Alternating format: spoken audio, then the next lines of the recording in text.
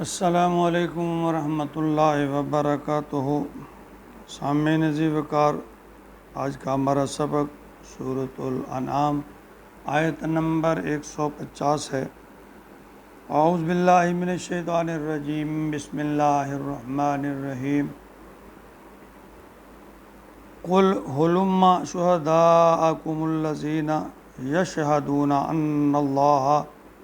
ان اللہ حرم ھذا فإن شاہدوا فلا تشہد معهم ولا تتبع اہواء الذین کذبوا بآیاتنا والذین لا یؤمنون بالآخرۃ وهم بربهم یعدلون۔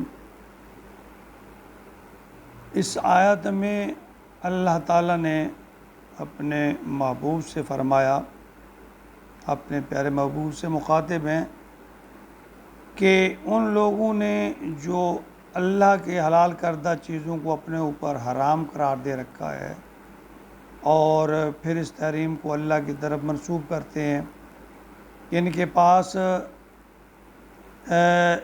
اس لیے کوئی گواہ ہے، یعنی اس بات کا ان کے پاس کوئی گواہ ہے، اگر بالفرض ان میں سے کچھ اپنی بات پر ڈٹے ہوئے ہیں تو آپ ان کے ساتھ مت شامل ہو جائیے، ان کی ہاں میں ہاں مت ملانا۔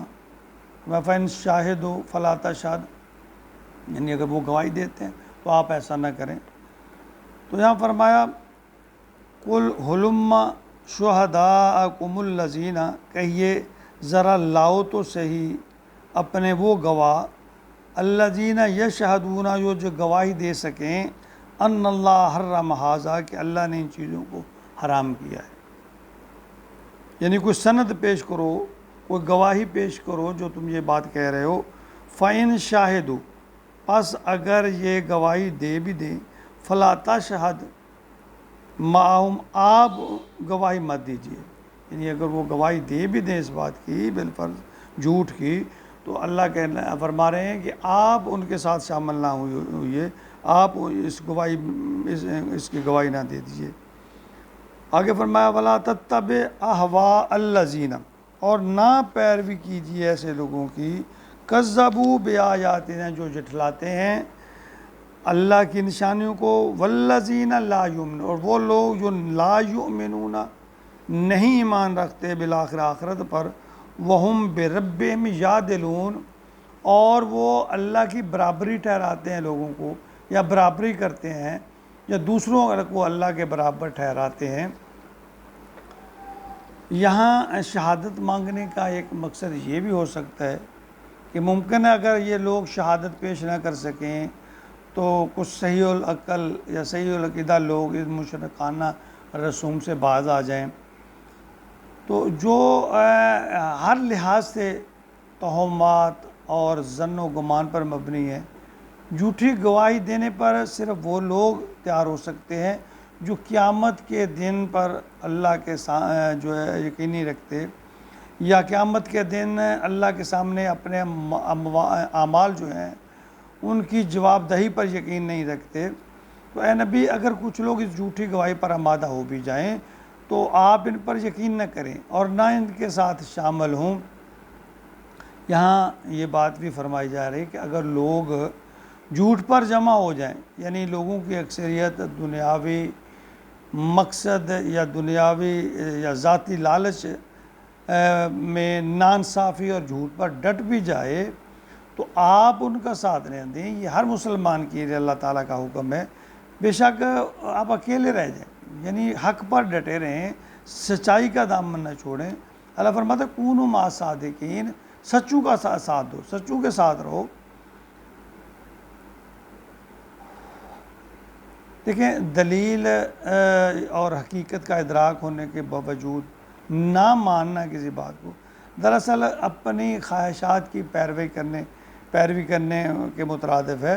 دیکھیے، جب مشرکین مکہ کی اکثریت نے آپ کو مکہ سے ہجرت کرنے پر مجبور کر دیا، تو ایک شخص تھا جس نے آپ کا پورا ساتھ دیا، اور ساتھ دیا بلکہ نبھایا، اور وہ شخص پھر صدیق کہلایا۔ تو آج بھی ہم اگر اللہ کا فرمان جو ہے قرآن یعنی اس کو سن کر اور اللہ کی حدیث یعنی سنت جو ہے اس کو سن پر ہمیں عمل کی توفیق نہیں ہو رہی، تو اس کی بڑی وجہ ہماری اپنی خواہشات کی غلامی ہے۔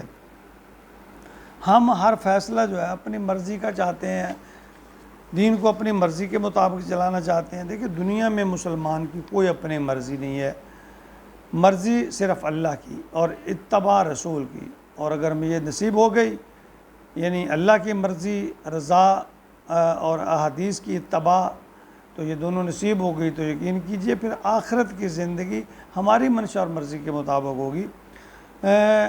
آخرت میں دو طرح کے لوگ محروم رضا الہی ہوں گے، جو یوم حساب پر ایمان نہیں رکھتے، یہ یقین نہیں رکھتے کہ مال کا حساب ہوگا، اور دوسرے وہ جو اللہ کے احکام کو یعنی دوسروں کے احکام کو اللہ کے احکام کے برابر سمجھتے ہیں یا بنا لیتے ہیں، یا ان کو ترجیح دیتے ہیں، یا اپنی مرضی اور خواہشات جو ہے ان کو وہ ترجیح دیتے ہیں، تو یہ لوگ ہمیشہ خسارے میں رہیں گے۔ تو اللہ تو فرماتے ہیں وَقُولُوا قَوْلًا سَدِيدًا، سیدھی بات کرو، سچی بات کرو۔ اور پھر یہ بھی اللہ تعالیٰ فرماتے ہیں کہ یا ایھا الذین آمنوا ادخلوا فی السلم کافۃ، کہ دین میں پورے داخل ہو جائے۔ اور دین کیا ہے؟ دین ہے اللہ کا حکم اور نبی پاک صلی اللہ علیہ وسلم کی سنت۔ اللہ کے حکم کو ماننا، نبی پاک صلی اللہ علیہ وسلم کے طریقہ کے مطابق ماننا، یہ دین ہے، اور اس میں اپنی مرضی کو شامل کرنا، پھر یہ دین سے عداوت ہے، دشمنی ہے، نافرمانی ہے، یہ اللہ کو پسند نہیں ہے۔ اور اس کے ساتھ ساتھ اس بات کا بھی یہاں تذکرہ ہے کہ اللہ نے ہر کسی کو اختیار دیا ہے، اچھائی کا بھلائی کا رستہ بتا کر، اچھے اور برے کا انسان کو ایک تمیز دی ہے، اور اس میں فرق کرنا انسان کی اپنی ذمہ داری ہے۔ دونوں رستے بتا دیے، شر کا اور صراط مستقیم کا رستہ، گمراہی کا رستہ اور صراط مستقیم کا رستہ، اللہ کا رستہ اور شیطان کا رستہ، اللہ تعالیٰ نے اس کو واضح کر دیا ہے۔ اب اس پر چلنا انسان کی ذمہ داری ہے، اور چلنے کو عمل کہتے ہیں۔ جب تک عمل نہیں ہوگا تو اس وقت تک ہم اللہ کی رحمت کے، اللہ کی قرب کے امیدوار نہیں ہو سکتے۔ عمل ہی ہے جو ہمیں اللہ کے قریب کرتا ہے۔ بے عمل جو ہے وہ تو نہ دنیا کا ہے نہ دین کا ہے۔ اللہ تعالیٰ ہمیں اخلاص کے ساتھ، عاجزی کے ساتھ اور تقوی کے ساتھ عمل نصیب فرمائے، اور نبی اکرم صلی اللہ علیہ وسلم کی سنت پر اور اللہ تعالیٰ کے حکم پر ہمیں چلنا، عمل کرنا آسان بنا دے۔ آمین یا رب العالمین۔